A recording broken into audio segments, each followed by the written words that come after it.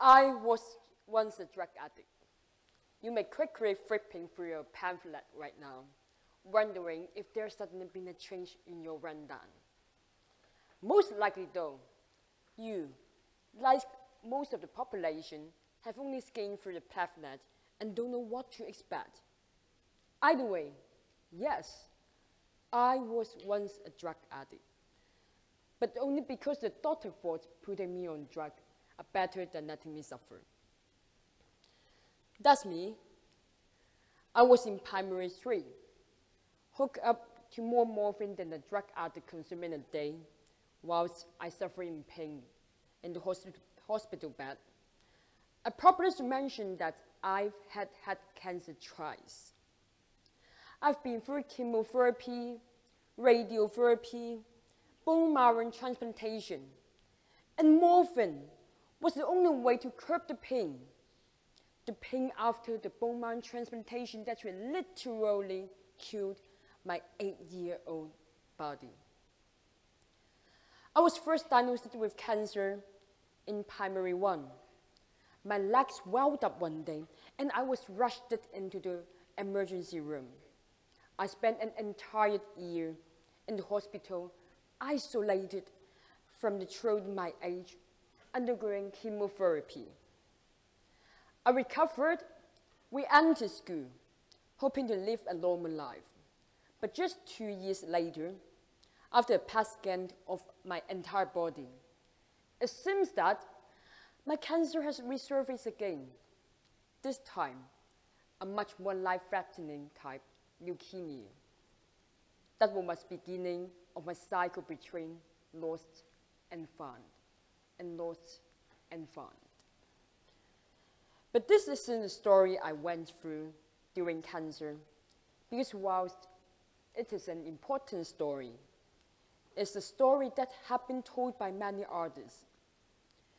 Today, I'm going to tell you a story about after cancer, post-cancer, and the pain and the challenges. Because it wasn't cancer that shaped who I was, but what after I recovered. Just like the dichotomy of morphine that have been helped people in chronic pain, it also points to substance abuse. I will show you the duality of lost and found, how in period of perceived happiness can loss be so near, but in the period of loss can finding yourself just over the horizon. Anyway, the second time I recovered from cancer, my parents thought that I must be a gift from God. There's a Chinese saying, briefly translated to this: one who survived a great disaster is destined to good fortune afterward. I've fallen victim to cancer, survived it, had a relapse, and survived it again. I was found, and my parents thought that if I was able to recover from this challenging period of my life, I would be lucky with the rest of my others. In fact, on the surface, this is exactly what happened. My parents spent hourly, daily in hospital, teaching me, helping me catch up on the schoolwork. And although I missed an entire year of school life in primary 1, my academic results is able to achieve it and directly move on to primary 2. Their effort boosted me to live as good academic results, and I tried my best to live up to their expectation, entering a traditionally famous secondary school, Winson College, Kowloon. People tell me karma is a boomerang. After all my physical challenges, it was time for me to be on a smooth track. However, under the veil of a very positive and smooth primary school life, it was another jumble of challenges.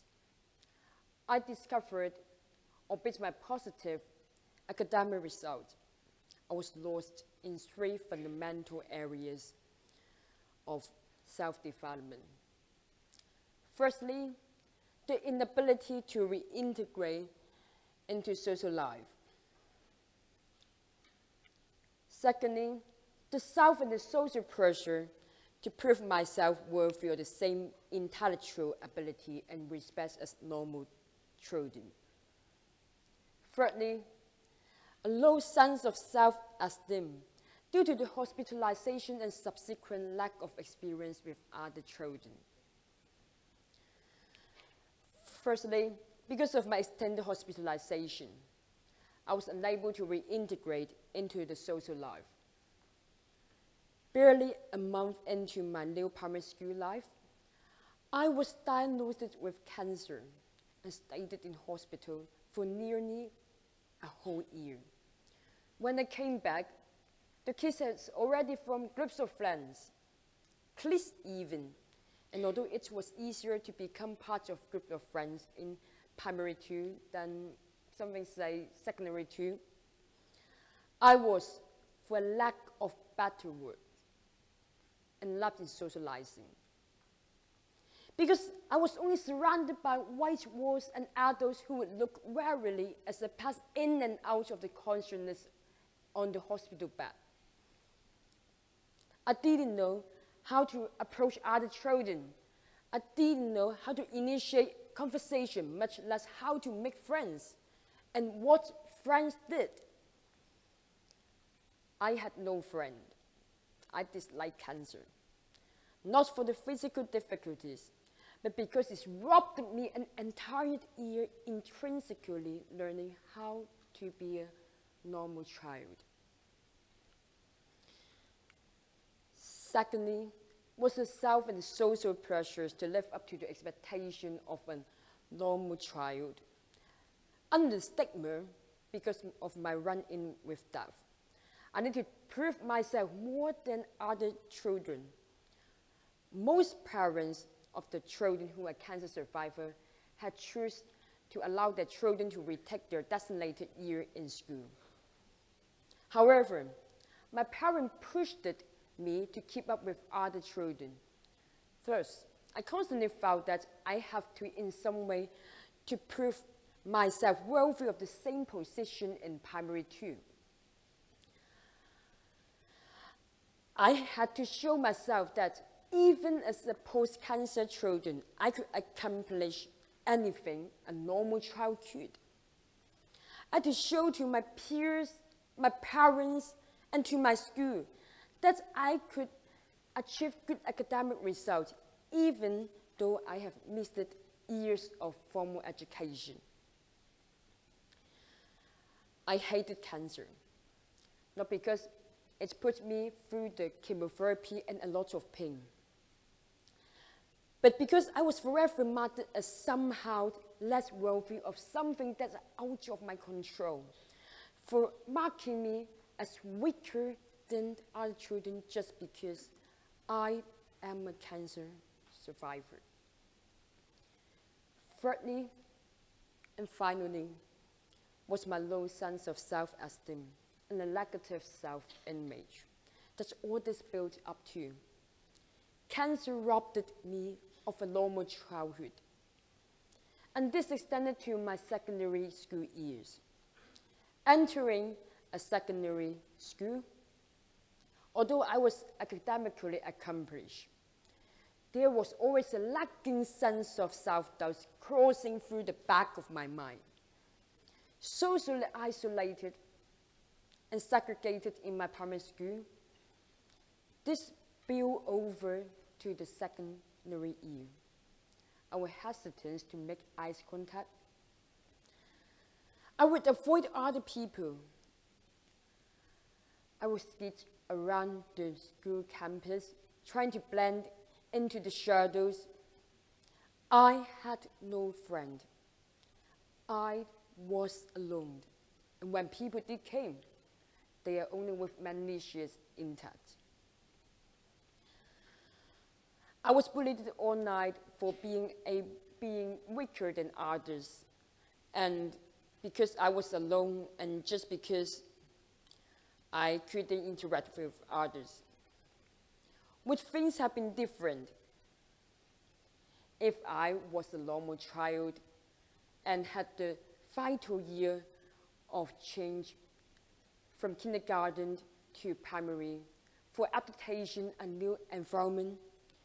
Would things have been different if I do not have cancer and I do not have the self and social pressure to live up to almost an impossible standard for a post-cancer child?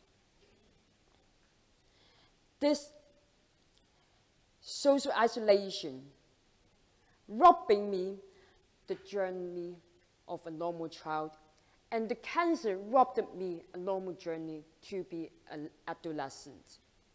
This social isolation, this lacking low self-esteem, this mental pain was far more painful than that of cancer. Because yes, whilst it's sleeping on the white bed post-operation was painful, this was a daily hammering depression that only gets worse, day after day, year after year.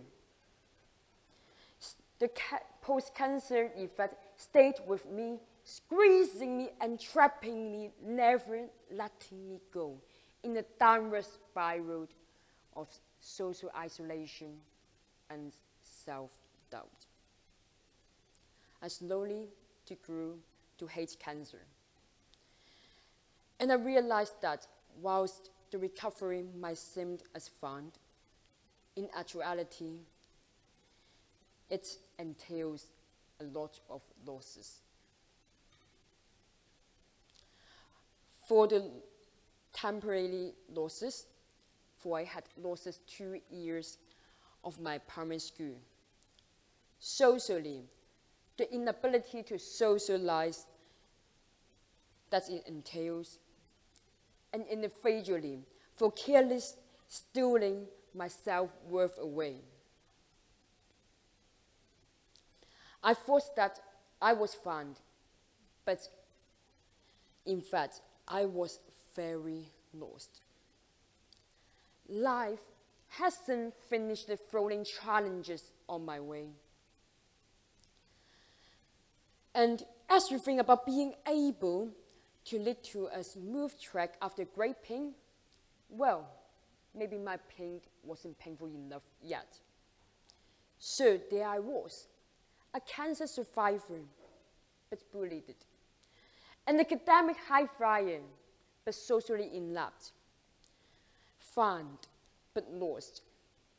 I kept telling myself that tomorrow will be a better day than today.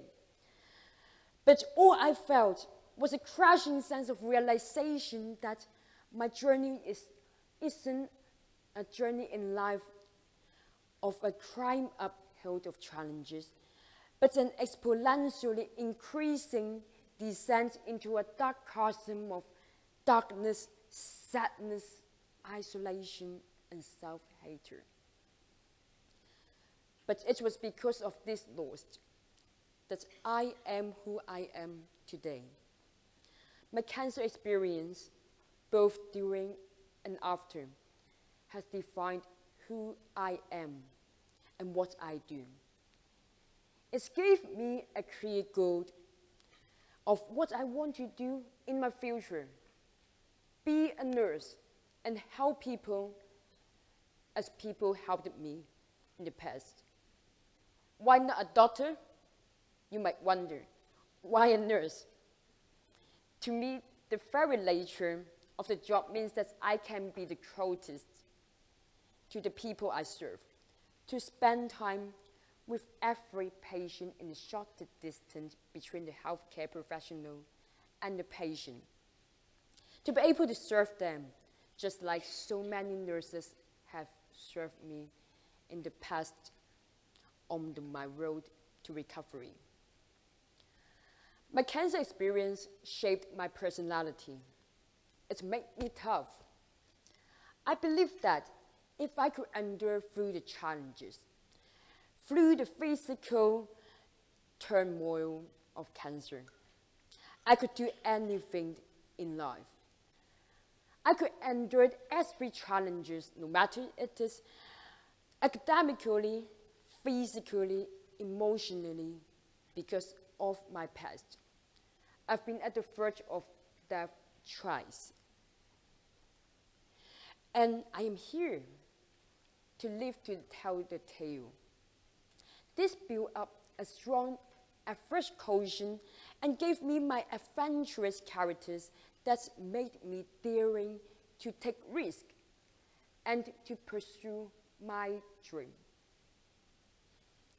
So when I found out I lost my partial ability in social life, ability and self-concept adjustment, what will you do if you were me? I bet most of you guys sitting down there have possessed your own way to deal with this problem, right? But for me, at the age of 15, I've joined the Children Cancer Foundation's speaker team to enhance my social communication ability and build up a better self-confidence, as well as boosting my self-esteem. So that's why I am standing here. My low self-confidence has helped me to find a place in Children Cancer Foundation speaker team in charge of public health and life education promotion. But on the other hand, my academic ability failed and I lost a battle at DSE. And my marks only reached the expectation for the science subject in HKBU, but not nursing in CUHK. My adventurous character that stemmed from the cancer has drove me to commit an extraordinarily risky act. I rejected the bachelor degree of HKBU and entered the so-called all-or-nothing associate degree in HKCC organized by the Polytechnic University of Hong Kong. Yes, that's it. For someone in such a utilitarian, Chinese society was a dangerous act which can lead to complete loss if you cannot graduate. I recall a quote from my lecturer in HKCC that has stuck with me to this day. She said, if you can't continue moving upwards, you can't even be a health worker, because a health worker needs a degree, and if you cannot graduate, you do not have any sort of degree. But because of my experience, because of my belief that I am able to endure through everything and accomplish anything I put my mind to, I am now here, standing here as a CUHK student and have this talk to you guys. I remember my professor in CUHK have also once saying, you are guaranteed to get a job if you manage to graduate. Because if you ain't good enough, we won't let you graduate. And I remember I feeling relieved then, not because of the job security or the stable salaries, but because it was a guarantee that my risk and the life endeavor would finally pay off, and I would ultimately be able to help people in a similar situation to mine. Moving to the end of the speech, I would say that life is tricky, but lovely. Situations are rarely purely lost or purely found. When you are lost, when life makes you upset, it also sets you up at a higher point of life. But sometimes when you feel like your life is so smooth, something may quickly happen to you, throwing you back on the ground, crashing you down on your way. Lost until found, and found until lost. These two ideas so closely linked, so inseparable.